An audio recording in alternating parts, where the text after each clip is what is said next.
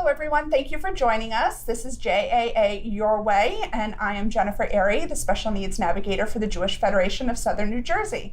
And I'm here today with Denver Watson, Director of Educational Services for Advo-Kids, based out of Morristown. Thank you for joining me. Hi, thank you. Great. So we're going to be talking about transition, the whole transition process today. Yes. And before we get started on that, can you tell us a little bit about yourself? Sure. My name is Denver Watson. I'm born and raised in Burlington County here in New Jersey. Let's see. I started off as a special education teacher many years ago. Then I became a learning disabilities consultant on the child study team. Later on, I went to work in school administration for a school that focused on students with disabilities. And I now work with Advo-Kids as their educational director. And I'm really glad to be here today. Okay, great. So let's get started. In your own words, can you tell me what is a transition plan and why is it important? A transition plan is a part of an IEP. In my opinion, it's a driving force in an IEP because this is what we are putting together for our children to help outline and framework their future. So we're taking a look at their strengths, we're taking a look at their abilities, we're taking a look at their goals and their interests. And we're putting together this plan so that way we are helping them to build a life or independence or a future outside of high school. We spend a lot more time as adults than we do children, so helping them to plan for their adulthood is critical, and that's what a transition plan does. Fantastic. I know a lot of families that I work with call me, and their adult child might be 22, 23 years old, and they're realizing that they didn't have a really good transition plan put in place because unfortunately their child is home, they're playing video games, they're really not out in the community, they're not out doing things and learning things. And very often this leads to a loss in skill. They'll have some regression, maybe lose some vocabulary, lose some skills. And these are all things, of course, that we want to work to avoid. Absolutely. So can you tell me, you talk about the goal for the future. What age should we start thinking about this? I'm going to answer that in two ways. Okay. I'm going to answer you in what your educational rights are, and that is, according to IDEA, that by time you are 16, that is the magic age that the transition plan should be developed. New Jersey says, okay, well, we're going to start that at 14. So when your child is 14 years old, that first IEP meeting when they turn 14 needs to have a plan in place. And there are many things that should be happening before that plan comes into place, such as interviews and surveys, really taking a look at their abilities. The second way that I'll answer that is as a parent of children who have disabilities and who is currently putting together a plan, I say start early. Start as early as possible. When you have a child who has disabilities and you know that you're helping them to frame a future for outside of high school, and this early on, you can begin planning as soon or as early as you want to. But by law, the school has to have this in place by age 14 here in New Jersey. Okay, fantastic. Now, for very often for our kiddos, that we're looking at developing those goals and developing those plans. And you said we should be doing interviews and assessing. Can you tell me more detail? What do you mean by that? Absolutely. When we're putting together a transition plan, and I'm saying we because I'm coming from my experience as a teacher or as a child study team member, these plans really highlight what the I is in IEP. They're individualized. So, there should be actual interviews with the parent, with the student. There should be a survey of what their interests are, what their goals are. And, this is how we can help create those goals to be attainable and to be realistic. But we need to know what our kiddos like. What are they interested in? Where do we see their talents? So that way, when we are putting their, those plans together, that they are authentic and genuine to that child. They're not cookie cutter. And that the parents need to play a part in that as well, because ultimately after high school, that role of the parent has to continue to help push and encourage and open up doors for their child's goal where the school doesn't anymore. Okay, so it's, as always for our families, it's very important that the parents speak up and act as advocates and to be as educated as they can be about how this process works. Absolutely. Fantastic. Now, for the IEP and for the transition process, there are two different things, and I'm not sure that we're quite aware of what the differences are. So can you tell me more about what is a transition plan and what is a transition program? Because I have a feeling they're two separate things. They are, and when they're both done well, they complement each other beautifully. So your transition plan is outlining your child's goals post-secondary. They should be, these goals should be very specific. They should be measurable. They also need to be realistic and attainable, and also have a time factor. And the buzzword in education is, they're SMART goals. Everything I say standing for the acronym of SMART. So those goals in a plan are what the program should be pushing and encouraging, not the other way around.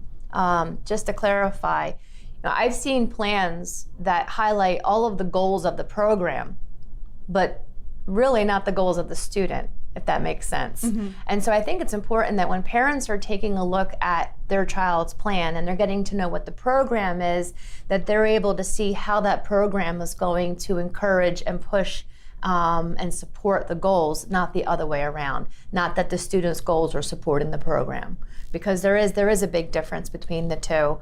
And many schools offer different types of programs, and so it's important that parents are aware of what type of program their child's going to be involved in, so that way they are also knowledgeable of how those goals are going to be met. Absolutely. One thing, just to give an example of what might be a difference between a transition goal and a transition program, is I was speaking with someone who was telling me how a client that he was working with, the school wanted her to participate in a work study program that was based out of a hospital.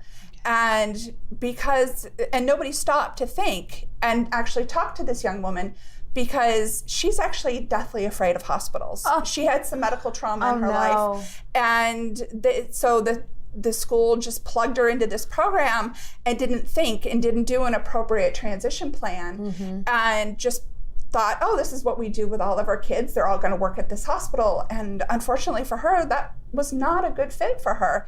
And it took quite a bit of effort on the family's part. They actually had to hire an attorney to get that resolved. But so, it's really important to look at these programs ahead of time, because if the school had done their due diligence, if the parents had been aware of what needed to be done, this might have been able to be avoided. That's an excellent point, because a transition program, the one thing that a plan and a program should have in common is that neither one of them are cookie cutter. Every program has got to be able to offer different areas that are going to be able to reach the different needs and strengths. In other words, if instead of working at a hospital, perhaps working at a daycare, perhaps working in a horticultural nursery.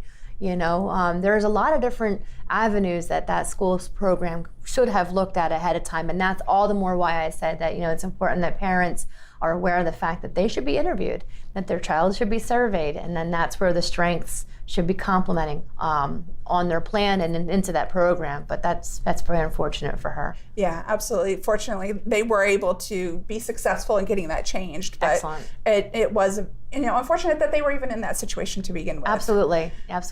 Now we're talking about goals, and I have two kids on the spectrum, and I'm very familiar with IEP goals. And what you were describing sounded very similar to IEP goals. How are those? Are those the same? Are they different than transition goals? Again, two-part answer. Okay. To me, every goal should be a SMART goal, and again, that is something that is very specific. It's measurable. It's something that can be attained. So IEP goals, as well as your transition goals, should both reach excellence in that format. We don't want to just give some blasé type of goal that you really don't know if they hit it or not. But where you see a big difference is an IEP goal is very specific to what is going on in that school and very academically driven. Whereas a post-secondary transition goal is just that. It's focusing on that post-secondary life, that adult world. And primarily is going to be in 3 areas. It's going to look at where they're going to be going to school or what type of schooling they may continue on with. It may also look at their vocational employability, the skills that are related to that. And then also, we have to also consider, where are they going to be living? Are they going to be staying at home? Are they going to be going to an adult community? We have students that are going to go off to college. Are they going to be living on campus? What type of accommodations are on that campus? And these post-secondary transition skills are looking at helping them to be as independent as functioning as they can as young men and women. So we're not really focusing just on math and reading and writing. Really, we're looking at the goals about using public transportation, forming a budget, very specific about enrolling into a certain program post-graduation. So the goals that we look at in a transition plan are focused on after school, whereas IEP goals are focused more on what's happening in school.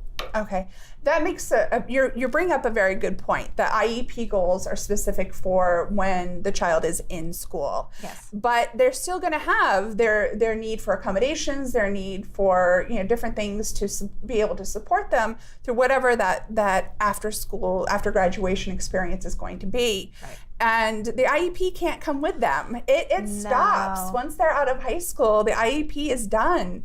And so they need to transition to a 504 plan. Can you tell us more about that? I can. So if a student is going to be going on to one of the community colleges or a technical school, you're right, Jen, the IEP, it has an expiration date of their graduation. So this is why the testing that they will do pre-graduation should be an updated, psychological, educational, or whatever is suitable for that student is so important, because the 504 plan can then come into play and be used as a document that will help them to get the accommodations and have access, to the curriculum in a better way when they move on to a post-secondary school. The trick is, you don't have a case manager at these schools. You don't have a child study team, and this is why self-advocacy is so important. And also, depending on the parent status of guardianship as well, the parent may not even be able to advocate for them in a post-secondary school environment. So helping that student to be a part of creating that 504 plan, knowing what their accommodation should be, and then there are disability services at the schools, so that would actually be a good avenue to go down as well, because they'll help with that 504 plan and also help to further, have that student self-advocate and be supportive of them. Absolutely. One of the things that you bring up that is so important is those self-advocacy skills. Yes. And with my 2 children, we actually worked very extensively with our behavior specialist on fostering that and developing it.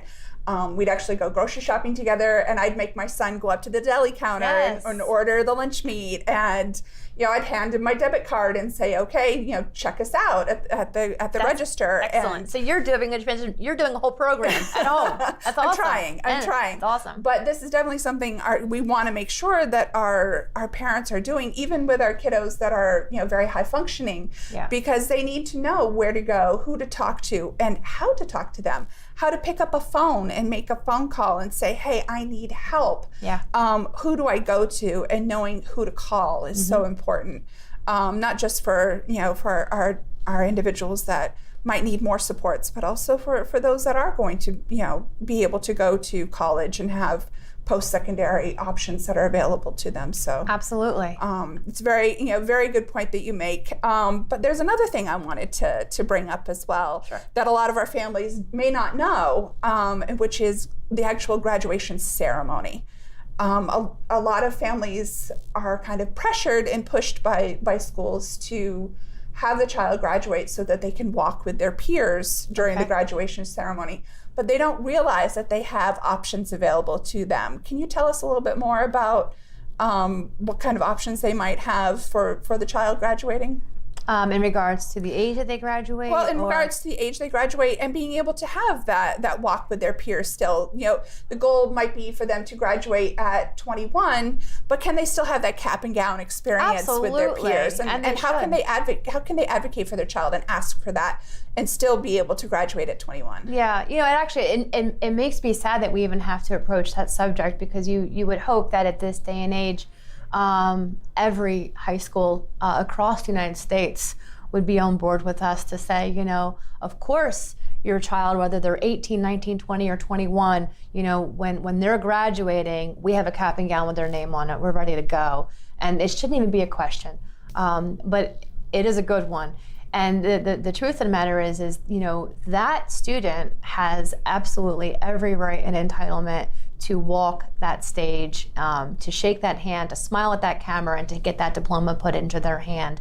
Whether they're in a wheelchair, whether they are high functioning or low cognitive, every single child has a right to graduate and be a part of that ceremony. To advocate for that, right from the get-go, right when you start talking about that transition plan, start talking about, with the case manager, so what does graduation look like? Is there a stage? Where will it be located? Start asking those questions. If it's outside, what do we do? If it's inside, what do we do? I worked with a student last year, 21 years old, who's graduating, very, very sensitive to sounds, very, very sensitive to large rooms. And here, he was supposed to be on stage with his class. And so we thought, well, what are we going to do to help him? And, they put together this plan that there was a back room off of the stage, and they would have activities in there that he could do. And when he felt anxious, he could very quietly slip away. And then when he felt better, he could very quietly slip back in. So even those little accommodations, instead of saying, well, no, he just can't go on the stage, or no, he's just not going to be in the ceremony, there are different accommodations and interventions that can be put in place. And I think it's smart to start talking about them as soon as possible. Plan for the worst, but always expect the best. That's really good advice. One thing, though, too, I'd like to add to that is that your child can graduate and participate not graduate, they can walk with their peers at age 18. So yes. If the kiddos that they've been in general education with their whole lives, and they've hopefully made some really good friends and would like to participate, yet they're still going to be going to school and not officially graduating until 21, they can walk with their peers at 18 with that graduating class, and they get a certificate of attendance. Their actual graduation doesn't happen until 21, but they can still experience at age 18. Oh, absolutely. Or, at the end of what would be their 12th grade, have that experience of having the cap and gown and walk with their peers. They just don't actually get their diploma then. So that's a very strong distinction that you want to make when communicating with a child study team. You don't want to say, I want my child to graduate at 18 and mean that it's cap and gown.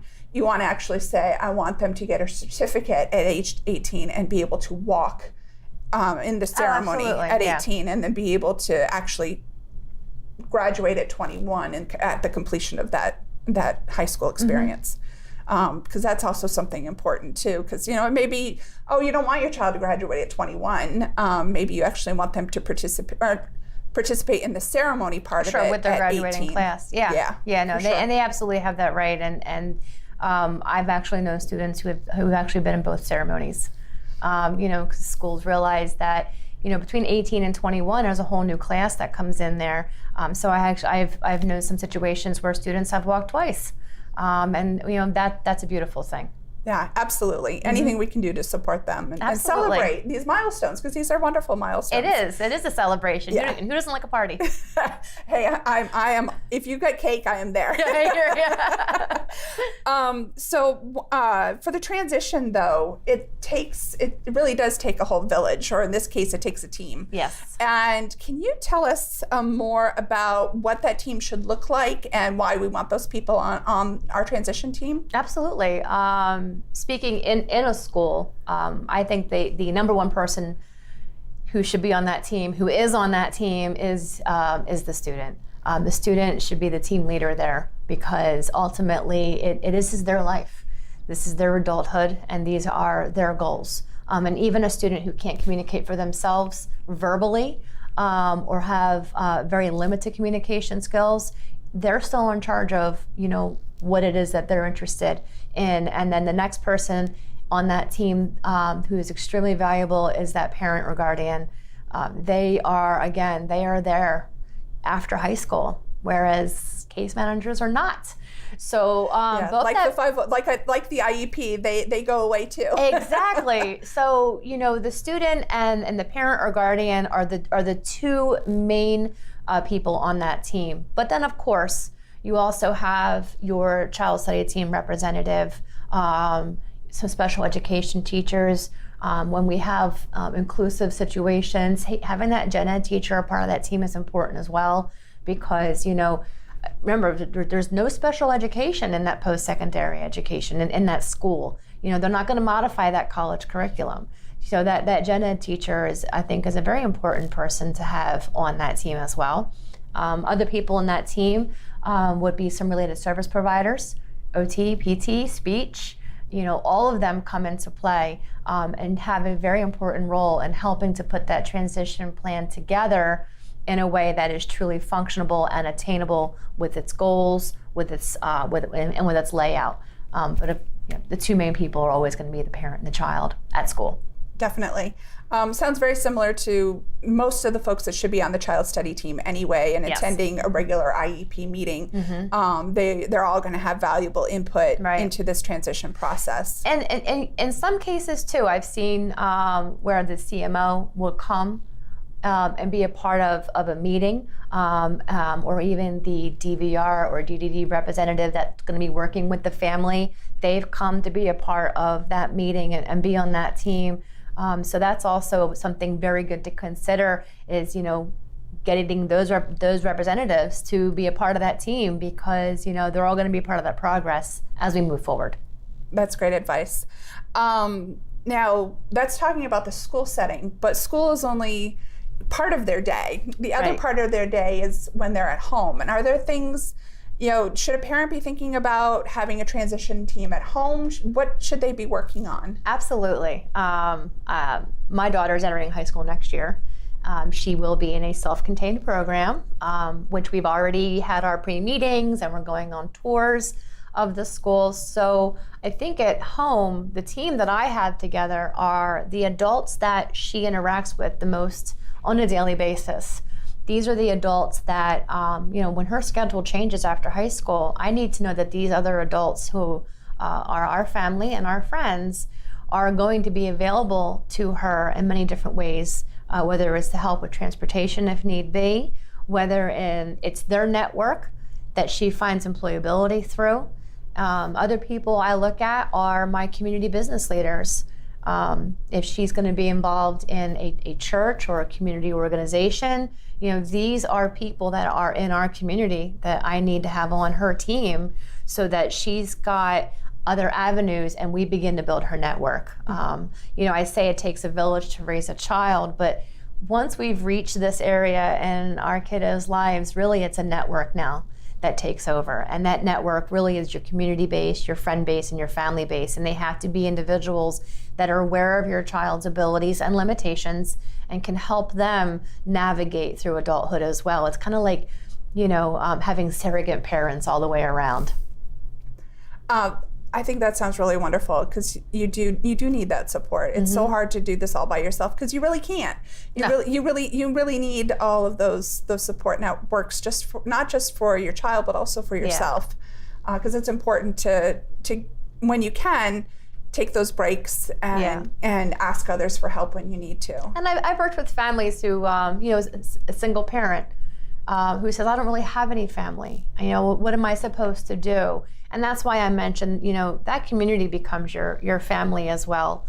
Being able to, if you're able to help your child get a little part-time job in town, that business owner, those employees become part of that group. Again, your community, your churches, your synagogues, anything that is around your home that your child can be involved in is a part of your family, just selected. Absolutely. Now, another thing to consider too, and I just want to very briefly mention that part of this transition process is also looking at the medical needs going forward. So very often your providers, you're not just CMO, because CMO will stop at 21, right, but also you're going to transfer them from a pediatrician to maybe a general practice doctor. You may need to get a new neurologist. You're going to need to get a new dentist. All these things need to happen. And those new providers that you're bringing on board, you want to make sure that they're going to be part of your team and part of those resources that you can call on for help and support for your needs and for your child's needs. So you want to make sure they're ready for that and that they're able to work with somebody who has whatever type of challenges that your child might have. And those are the individuals, I think, that really help to support what we do on the home front with helping our children to use their self-advocacy skills. I know even now, I take my daughter to our pediatrician, she'll talk right to my daughter, not even look at me. And then when my daughter looks at me to help with that answer, I look away, because now she needs the answer for herself. So you're right, a lot of those providers, they help with skills that perhaps our children can become too dependent on us to give them or to work through them, and they hold them a little bit more accountable to exercise those skills on their own. So they're excellent members of your team on the home front. Yeah, that's great advice. I think I need to follow that a little bit more. I might be able to do it at the grocery store, but I haven't been as good about doing that tough at the doctors. It's very tough, because I want to add in my mom sense, and I'm like, nope, she just asked her, about how she's doing, and if she's doing, no, I need to let her do it. It's tough though, because I'm used to being her voice. And more and more, I have to pull back and let her, she has her own, but I need her to start using it more independently. And this is part of what we do on the team here. It all ties back to having that individualized plan. Absolutely. And you want to make sure that it's not what you as a parent want or what the teachers want. You want to make sure that it's what the student wants. Absolutely. Absolutely. I mean, my daughter has ideas for her future that, if you ask her, what do you want to be when you grow up? What do you want to do? She says she wants to be a veterinarian. And I think that that's amazing, because what it tells me is that she has such a good heart and she loves animals. But I know attainable, it's not attainable. She's not going to become a veterinarian, but there are so many different paths and goals that she can go down to work with animals and to demonstrate that kindness and careness towards animals. And so that's what we do, right? We find out what their goals are, what their interests are, and we help them get there. So to use that example of wanting to be a veterinarian, one of the things that we could do perhaps as part of that transition plan, the individualized transition plan, is maybe look at auditing different animal-related jobs, maybe working at dog groomers, maybe dog walking, volunteering at some animal shelters and see if she's comfortable around all the barking and the noise and things that are happening there. So that's a good point. Yeah. Nope, that's a very good point. Exactly. Sensory components can definitely be a huge part of how their future employment and what their future options might be. Yep. With that in mind, a lot of parents are very concerned about employment. I always tell people my goal is not to have my children at 40 years old living in my basement. I want them to have a job and go out and do something and just be in the community, whatever that job might look like. Right. I don't want them just sitting on the couch all day, because that's not an enriched and fulfilling life. Even though I'm sure they would be thrilled to play on the Xbox or the PS4 all day long, that's not what I want for them. No, I guess not. So what can we do as parents to make sure that our child's going to be ready for employment after graduation? What are some of the things that we should be looking to do? I look at, two things. One, at school. When you're sitting with your case manager and you're putting together that IEP goal, even back in kindergarten, you want to look at all the goals in their IEPs to help strengthen their independence and their abilities. So, reading, that's very important to get a job in the future. being able to write, do math. So all those academic goals are important. But also, as they progress forward, what are some of the life skill goals that we're advocating for them to do? What are they learning in school as far as their vocation? Are they learning to work in a kitchen? Are they learning about food safety? When you're looking at a transition plan, what does that plan have? Do they have a community-based instruction program? Do they have structured learning opportunities?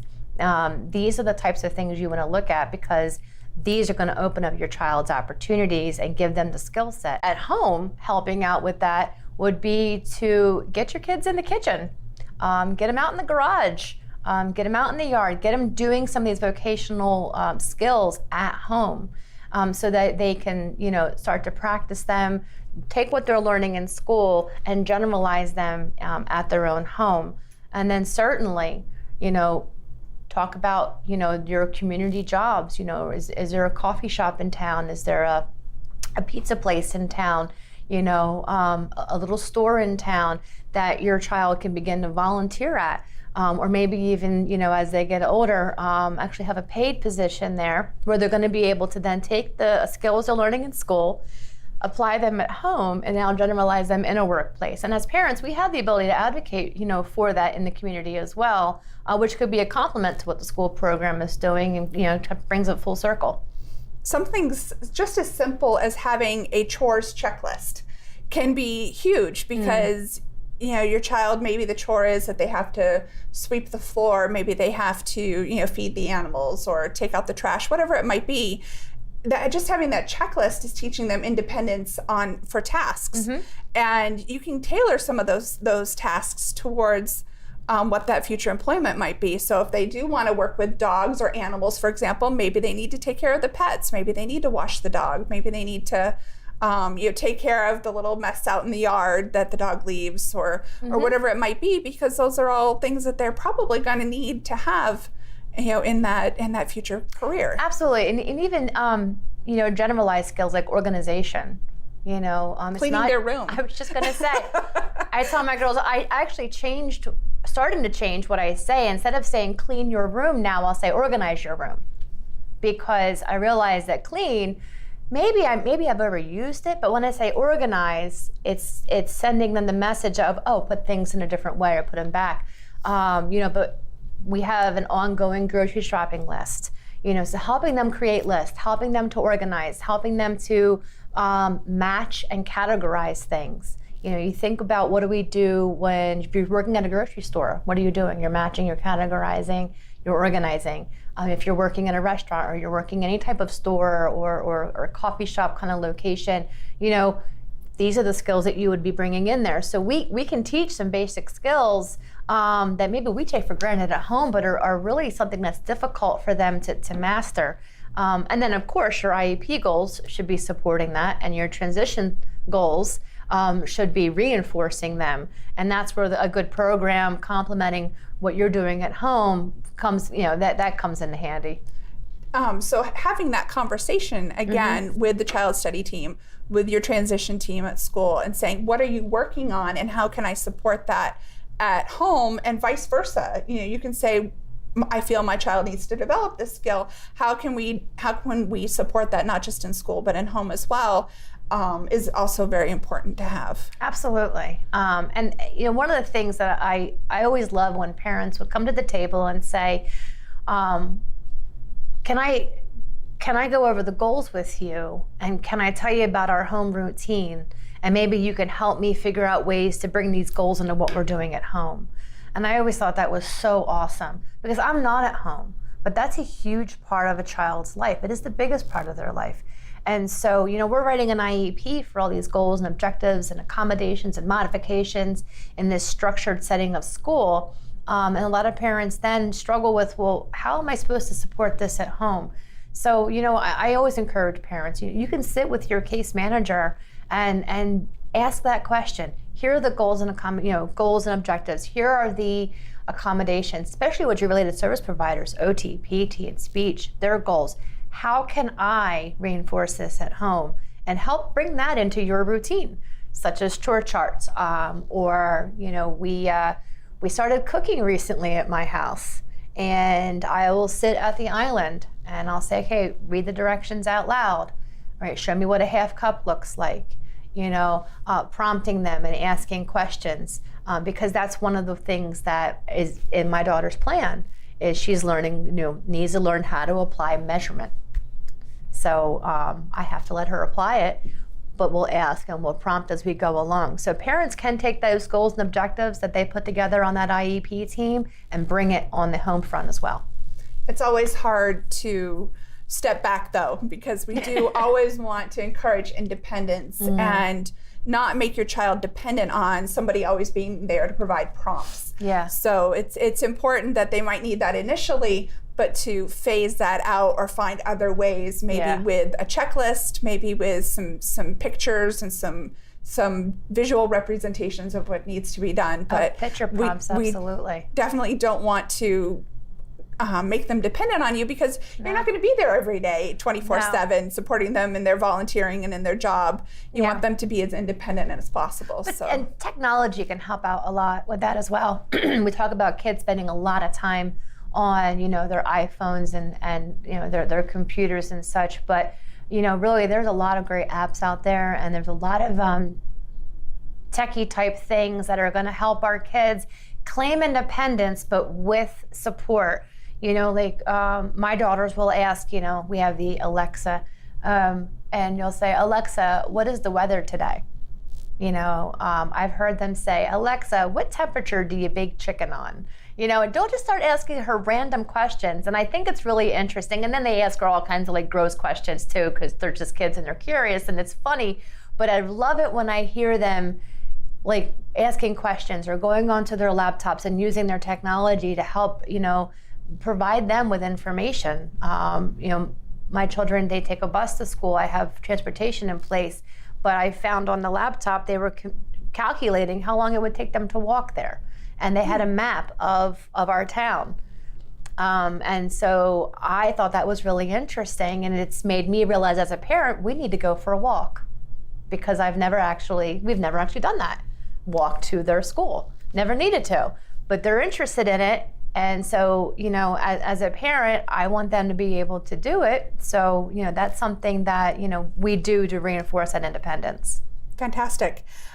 So this kind of ties in really nicely, because I think a lot of the things we were covered also relate to activities of daily living, life skills, all of those kinds of things.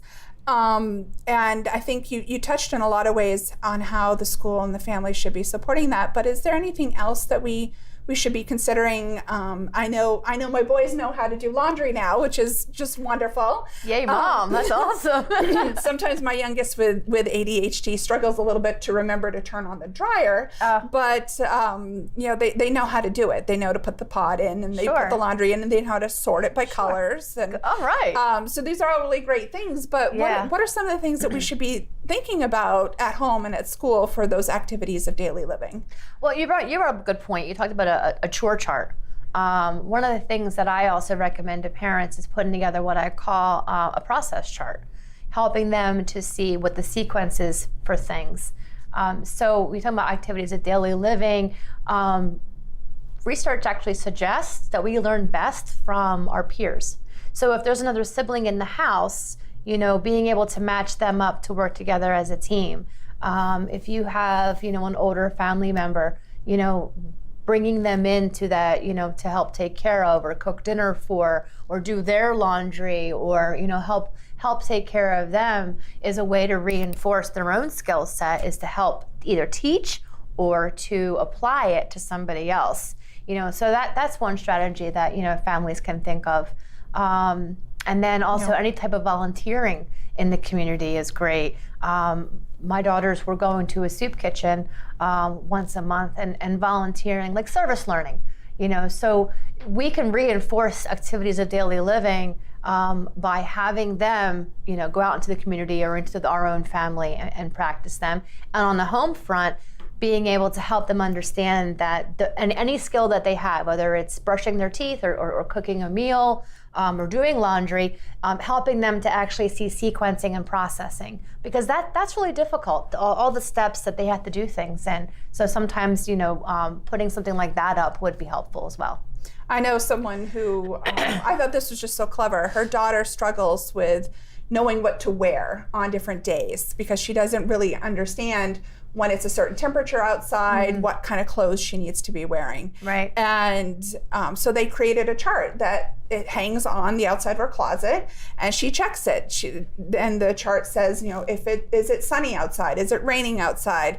And this is what's the temperature? Yes. And if it's, day like today where it's really cold outside because it's winter, they'll say, okay, in this temperature range, you need to have long pants, you need to have socks, you need to have a long sleeve shirt on, right? And maybe a sweater or a sweatshirt.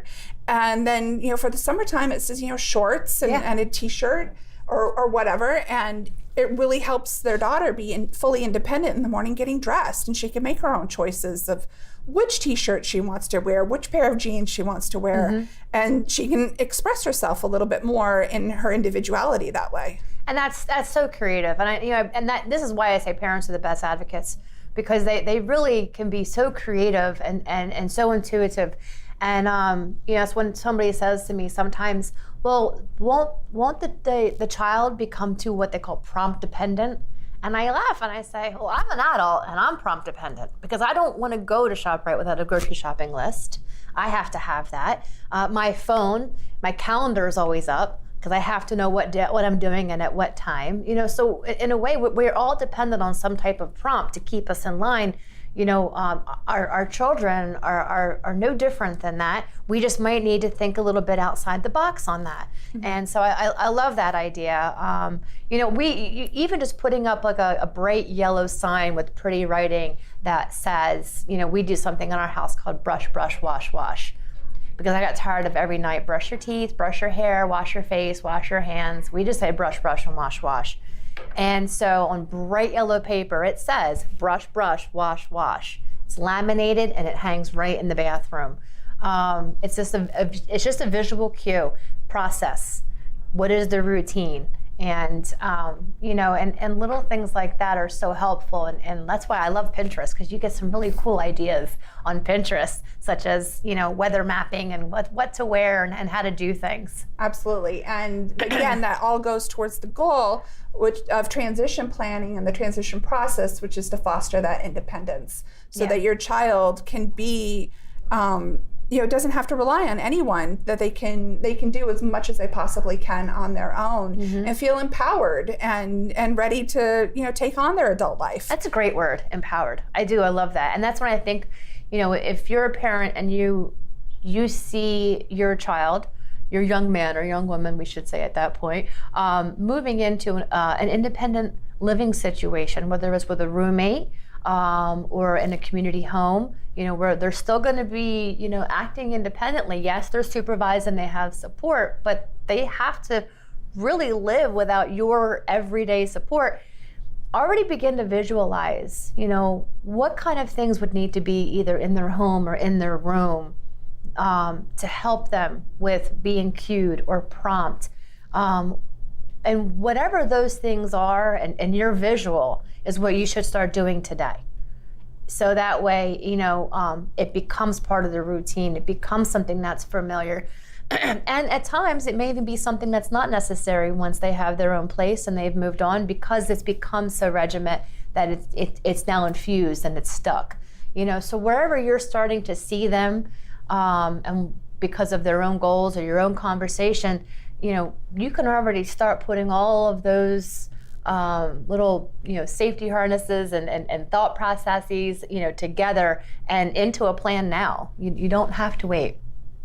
Definitely. For our last thing, I wanted to hit really quick on the topic of services for adults. Usually, a lot of our families are looking at DDD, they're looking at SSI, they're looking at Medicaid. A lot of our families are it's very confusing, and a lot of our families don't really know when to start those processes. And guardianship as well. Guardianship, you apply for guardianship when they're 17 and a half. It has to be 6 months before their 18th birthday. Right. And then when they apply for DDD, you can start that at age 18. You can apply once they're 18, but it doesn't take effect until 21. Can you tell us a little bit about what the benefit is in applying at age 18, or at least starting the process rather than waiting until their 20th birthday? Well, with anything, a process could, be drug out, and it can take a while. It doesn't happen overnight, and you are relying on, many different people and a paperwork per session. So one of the benefits of, is starting early is so that way you are going to be able to have a response and be able to start receiving services on time. It's also important to start early because there's a lot to it, and it is a very confusing process. There's a lot of paperwork involved. There's a lot of different assessments that need to be done. A lot of documentation needs to be gathered. So by starting early, you are going to be able to start pulling all of that information together and be prepared.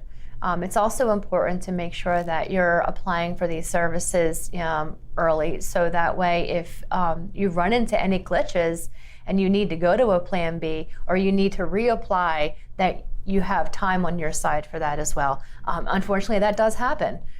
There's also a bunch of different paths to go down. I was recently speaking with somebody who was talking about doing a transitional functional behavior plans, and how if a parent has one of those that they can apply for a waiver. And and I thought, oh, that's fascinating.